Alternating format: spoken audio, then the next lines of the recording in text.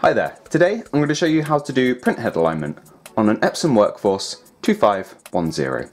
Now this is nice and simple and can be done from the printer itself using nothing but the buttons you see here on this little screen. So to start us off, we're going to go into menu by pressing this button shown here. Now we need to get to maintenance, which is the very bottom option, number 9. So we're going to press up, which will loop us all the way around straight to maintenance. Now we press OK. We scroll past these other options until we get to number 4, head alignment. Now to get this started, we press this colour button shown here. Now it'll take your printer a minute to print out this page.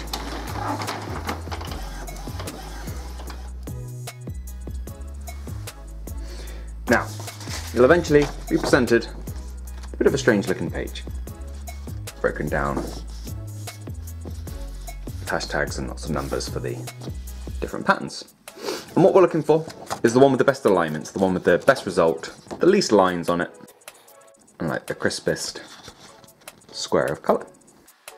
Now, if we're looking at number 1, for example, which encompasses all of these, I would say that either 1 or 3, but 1 by a narrow margin is the best result.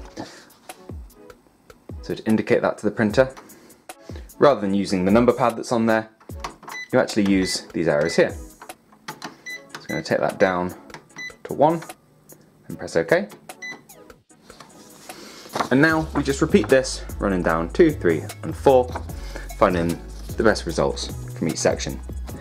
This printer actually has an issue with the magenta portion of its print head, so mine's looking a little bit ropey. But hopefully you've got some nice crispy looking squares and you can choose yours nice and easily. But going purely from what I've got here, I'll do 2, do 1, and we'll do 2 again. And with that done, the alignment's complete. Now these alignment cycles are great for removing like hazing and poor print quality, lines in your prints, and various print quality issues like that.